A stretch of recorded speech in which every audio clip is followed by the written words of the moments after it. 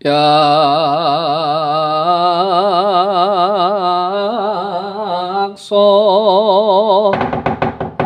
kurarupa are sedeng nalendra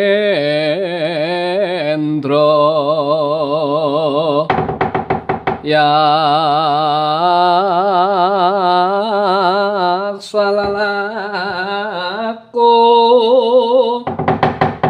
ingkang walya ingkang gembira marang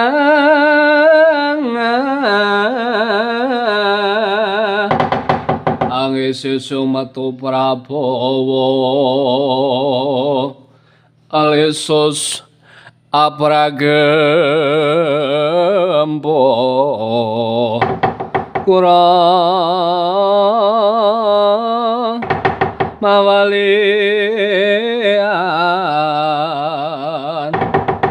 yakso tarapalastra mangwing mungsu aminta lawan wae ladalah wis nungurmani Wangaraja Dewaku manik Wangaraja Dewaku ya bandaku ya donyaku ya amalku dhewe mangkata wadya balaku saking praja Midar Putihan Candrageni wonten dawuh sabda paramandika sinuwun keparang amiji dateng kang abdi kula saking kepatihan Candrageni nyadong dawuh sinuwun lan kowe temenggung sindung rewut wonten dawuh sabda paring pangandika sinuwun keparengane bali kula pun kang abdi sindung rewut nyadong dawuh sinuwun lan kowe temenggung Candramawa inggih wonten dawuh sinuwun kene ngonku tresna kalawan putri saka ing praja Dwarawati kang sesilih wangi Dewi Wara Sembadra ya Dewi Lara Ireng ya Dewi Bratajaya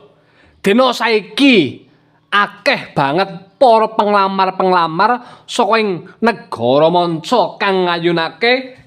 kelawan Dewi Wara Sembadra kuwi mau yayi.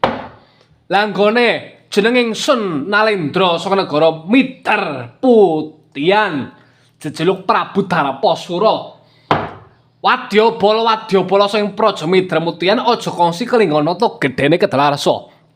Katapna wadyabala panjenengan ingsun njojo ing madaning praja Dwarawati bakal nglamar kelawan Dewi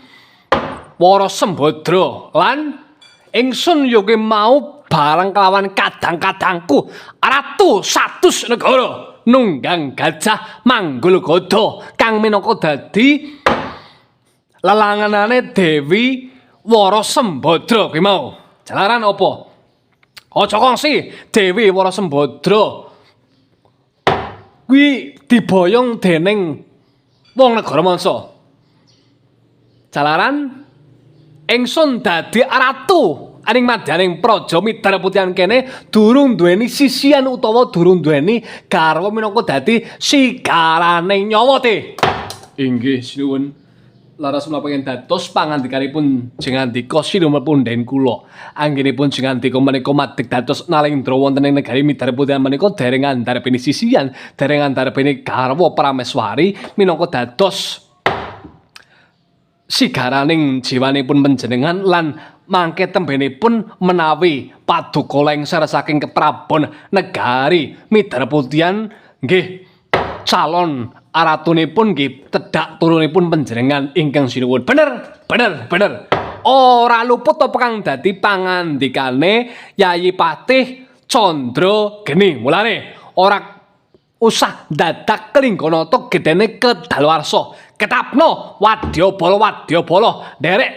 Tindak ingsun inggih menawi kados pekaten Gusti, kula mung sendika mangestaken dawuh Gusti. Gandang-gandang jam-jam kuning sarantakas marandana bonga-bonga yen napa oleh tesa soto mlawak aja nyoesmu mancal esamilir sapat madu pangirang sinangka rukma